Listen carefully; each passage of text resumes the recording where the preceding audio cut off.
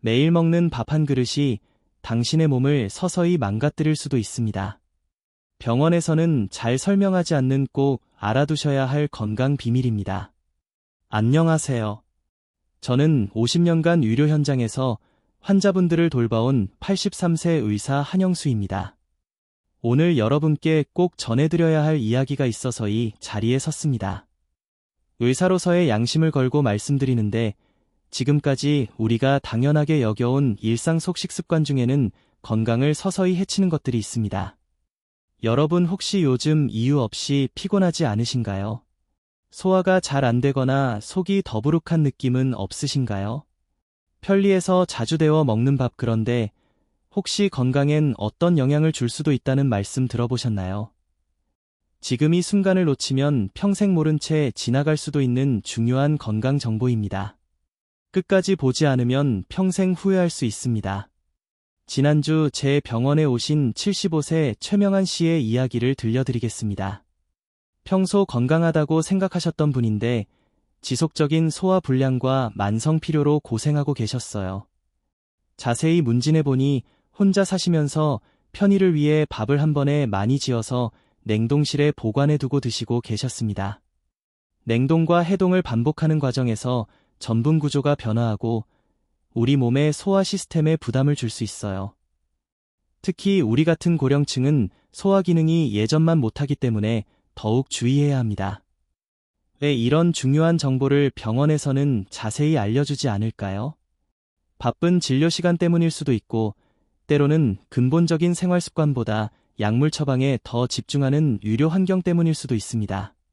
하지만 저는 다릅니다.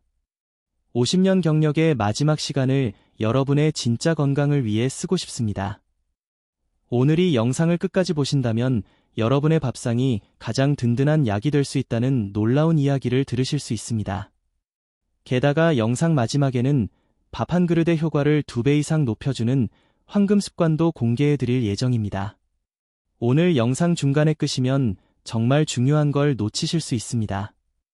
저는 50년간 환자들을 진료해온 의사로서 이 정보를 꼭 전해야겠다는 마음으로 이 자리에 섰습니다. 이 내용은 여러분은 물론 사랑하는 가족과 이웃의 건강과도 깊이 연결되어 있습니다. 이 영상이 도움이 될 것 같다면 구독과 좋아요를 눌러주세요. 구독과 좋아요는 무료이며 한 번의 클릭으로 소중한 건강 정보를 계속 받아보실 수 있습니다. 그리고 주변의 가족분들, 이웃, 어르신들과도 꼭 공유해 주시기 바랍니다. 건강한 노후는 혼자만의 것이 아니라 우리 모두가 함께 지켜나가야 할 소중한 자산입니다. 그럼 지금부터 숨겨진 건강의 진실을 함께 알아보겠습니다. 지난달 제게 78세 박영수 씨 이야기부터 시작하겠습니다. 박 씨는 당뇨를 앓고 계셨는데 어느 날 갑자기 쓰러져서 응급실로 실려왔습니다. 혈당이 무려 420까지 올라간 상태였어요. 선생님, 저는 약도 빼먹지 않고 먹었는데 어떻게 이런 일이 일어날 수 있나요? 박 씨의 떨리는 목소리가 아직도 귀에 생생합니다.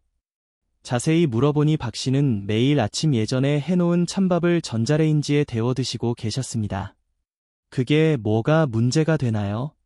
박 씨의 한마디에 저는 깨달았습니다.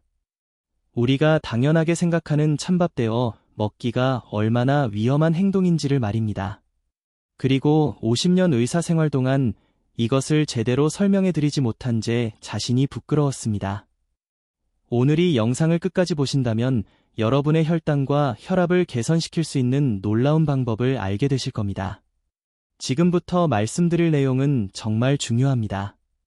하버드 대학교의과대학에서 발표한 연구 결과를 보면 찬밥을 데워 먹는 것과 갓 지은 밥을 먹는 것에 혈당 반응이 완전히 다르다는 사실이 밝혀졌습니다. 갓 지은 밥의 혈당 지수는 대략 73 정도입니다. 그런데 찬밥을 데워 먹으면 수치가 무려 89까지 올라갑니다. 16이나 높아지는 거예요. 왜 이런 일이 일어날까요? 밥이 식으면서 전분의 구조가 바뀝니다. 이걸 저항성 전분이라고 하는데 처음에는 몸에 좋다고 알려져 있었어요. 하지만 이 저항성 전분을 다시 가열하면 문제가 생깁니다. 저항성 전분이 재가열되면서 변성 전분으로 바뀝니다. 이 변성 전분은 우리 몸에서 매우 빠르게 흡수되어 혈당을 급격하게 올립니다. 실제로 서울대학교 의과대학에서 진행한 연구에서도 동일한 결과가 나왔습니다. 찬밥을 데워 먹은 그룹의 식후 2시간, 혈당이 갓 지은 밥을 먹은 그룹보다 평균 47 더 높게 나타났어요. 더 충격적인 사실을 말씀드리겠습니다. 존스 옵킨스 대학교의 연구에 따르면 이런 식습관을 6개월 이상 지속한 당뇨 환자들의 당화 혈색소 수치가 평균 0.8% 더 높았습니다. 0.8%라는 숫자가 작게 보이시나요? 당뇨 환자에게 0.8%는 합병증 위험을 30% 이상 높이는 수치입니다. 50년간 의사로 살아오면서 정말 가슴 아픈 현실을 목격했습니다.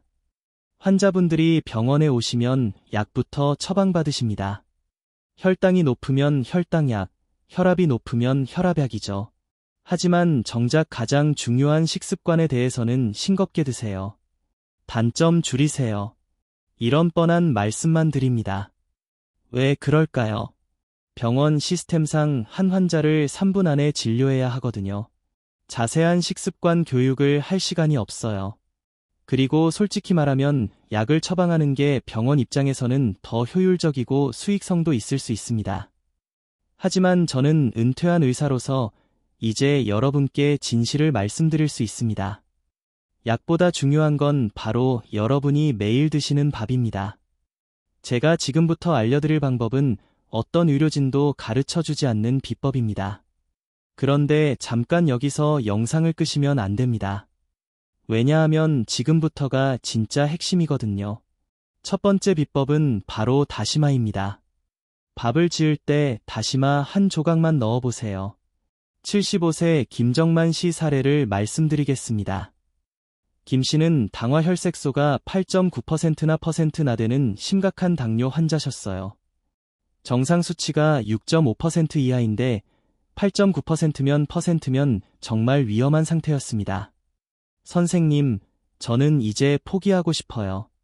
약을 먹어도 수치가 안 떨어져요. 김 씨의 절망적인 표정을 보며 저는 이렇게 말씀드렸습니다.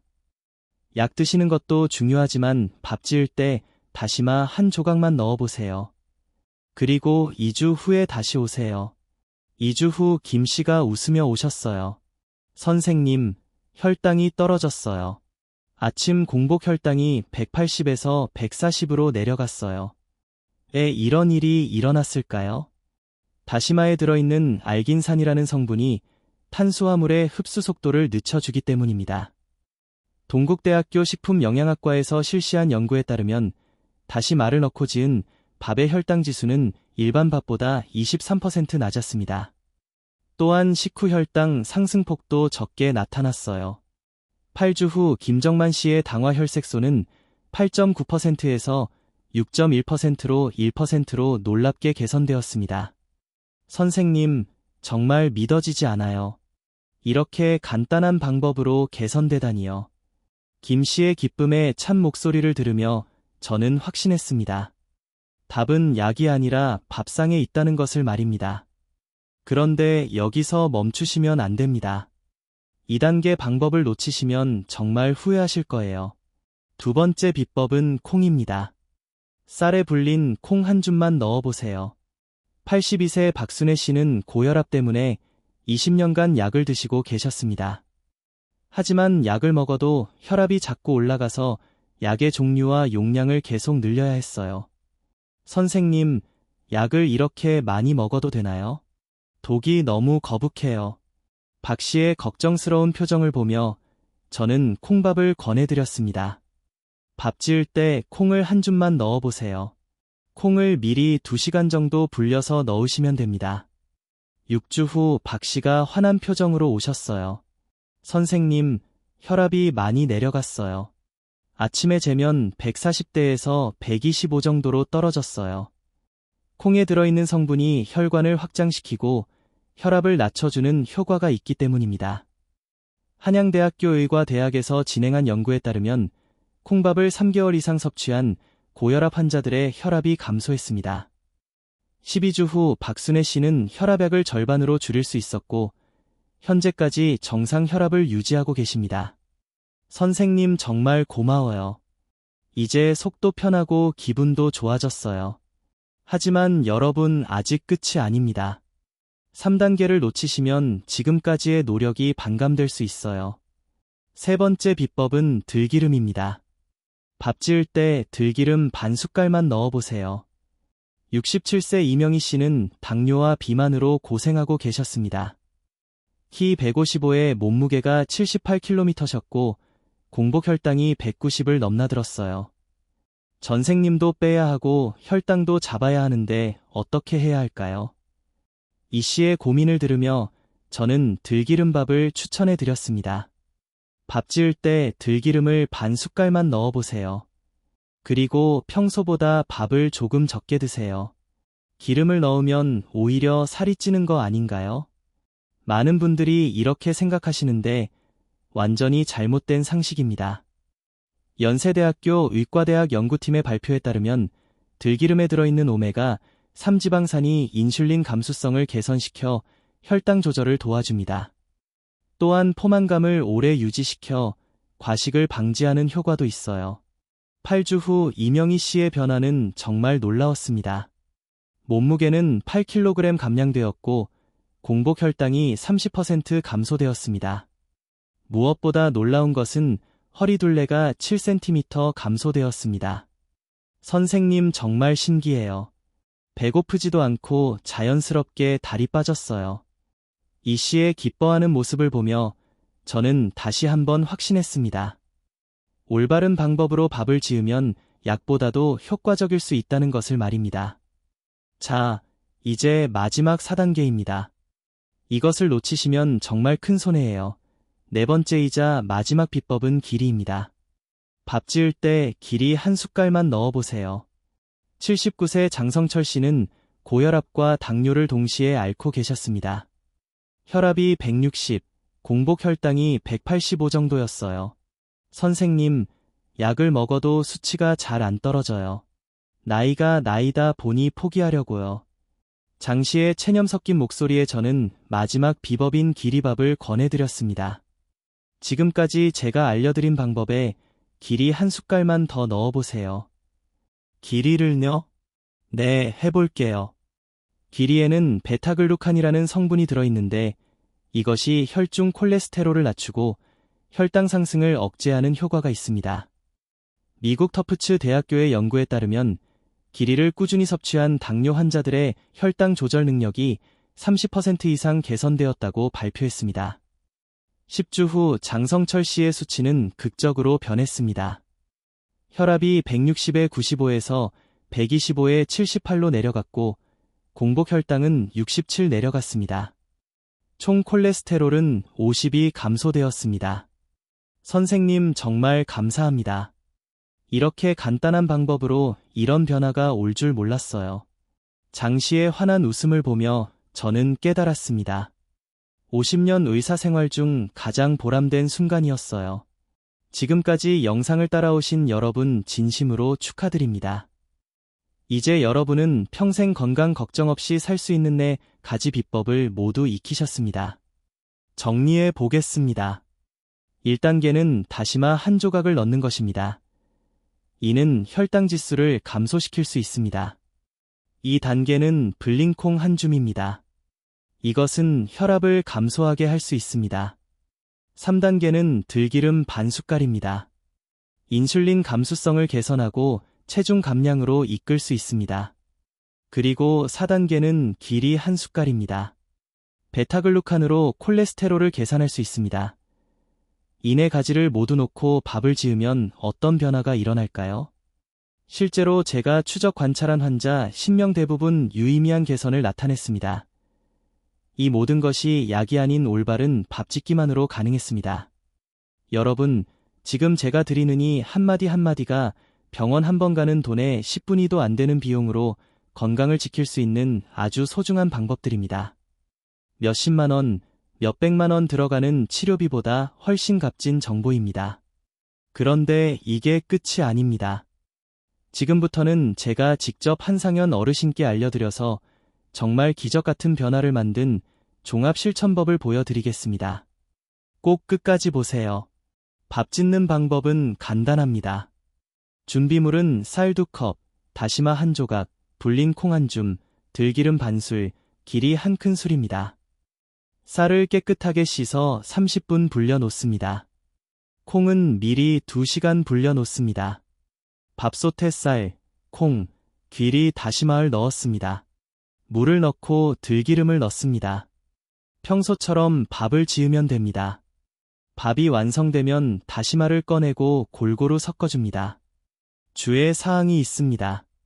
처음에는 양을 조금씩 넣어서 적응시키세요. 알레르기가 있는 재료는 빼고 하셔도 됩니다. 혹시 복용 중인 약이 있으시면 갑자기 중단하지 마시고 의사와 상의하세요. 지금부터 소개할 이 마지막 단계는 정말 중요한데요. 앞서 말씀드린 건강한 밥상만으로도 놀라운 효과를 볼 수 있지만 다음 3가지 황금 습관을 함께 실천하시면 효과가 2배가 됩니다. 지금까지 배운 방법들도 이 습관을 제대로 지켜야 제대로 더 큰 효과를 볼 수 있습니다. 아주 간단하지만이 습관대로 하는 것이 핵심이에요. 이걸 놓치면 그동안 하셨던 것도 제 효과를 내지 못할 수 있으니 꼭 끝까지 집중해서 따라와 주세요. 첫 번째, 식사 30분 전 물 1잔의 기적입니다. 식사 30분 전에 미지근한 물 1잔을 드세요. 단순해 보이지만 의학적으로 검증된 방법입니다. 74세 최영자 씨는 이 방법을 실천한 후 4주 만에 식후 혈당이 평균 25 감소했습니다. 어떻게 된 걸까요? 이 팽창으로 인한 포만감 호르몬 분비가 촉진됩니다. 그리고 위산 농도 조절로 소화 효소 활성화가 최적화됩니다. 또한 혈중 수분 공급으로 혈액 점도가 개선됩니다. 버지니아 공과대학 연구에 따르면 식전물 섭취 시 식사량이 자연스럽게 13% 감소하고 혈당 상승률도 20% 낮아졌습니다. 두 번째, 식후 10분 가벼운 산책입니다.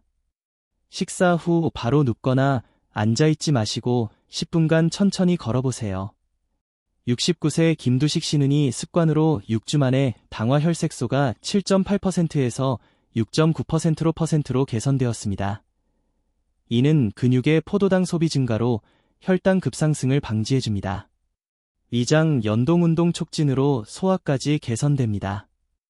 또한 인슐린 감수성이 즉각적으로 향상되기까지 합니다.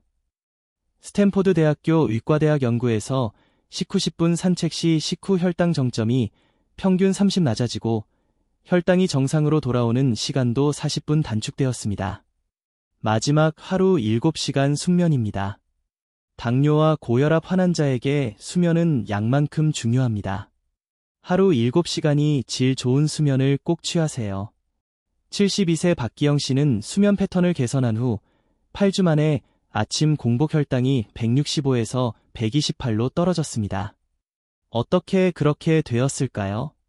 시카고대학교 의과대학 연구에 따르면 수면 부족 시 인슐린 저항성이 30% 증가하고 공복 혈당이 상승했습니다. 반대로 충분한 숙면을 취한 그룹은 혈당 조절 능력이 25% 향상되었습니다.